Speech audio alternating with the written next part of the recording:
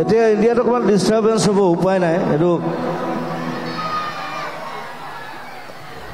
তেওঁলোকে নিজেই লাগি লৈছে,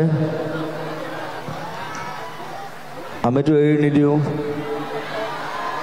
দিম নেকি? নাইবা। চ' এতিয়া চবেই আচলতে একগোট হৈ থকা সময় ভালকৈ।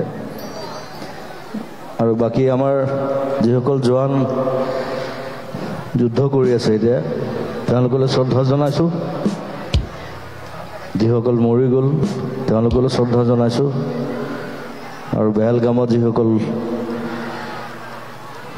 মৃত্যুবৰণ কৰিলে, এটা অসাধাৰণ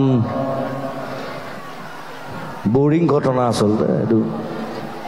সেইটো বহুত বছৰ আগত এবাৰ মিউনিখত হৈছিলে এনেকুৱা এটা ঘটনা। চ' আকৌ তেওঁলোকে ৰিপিট কৰিলে ইয়াত। চ' তেওঁলোকলৈ শ্ৰদ্ধা জনাইছোঁ। আৰু আমি শ্ৰদ্ধাঞ্জলি জনালোঁ অলৰেডি আহোঁ। চ' সকলোৱে একগোট হৈ থাকিব, সেইলৈ কামনা।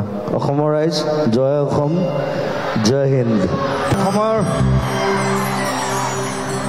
অসমৰ যিটো পৰিস্থিতি, সেইটো বহুতে দেখা নাই, আমি দেখিছিলোঁ। বিকজ আমি কলেজত আছিলোঁ তেতিয়া, স্কুলৰ পৰা দেখিছোঁ।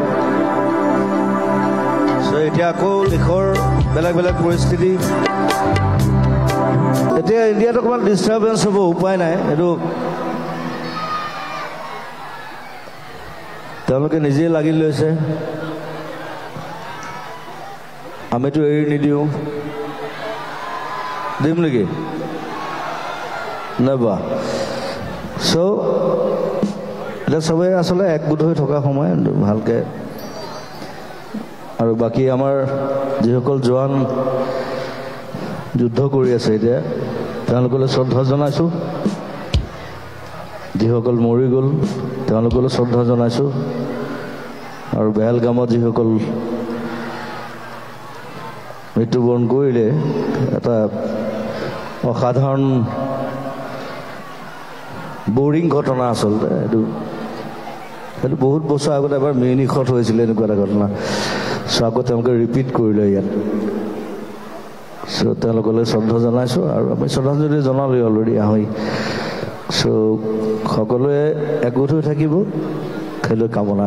অসমৰ ৰাইজ, জয় অসম, জয় হিন্দ।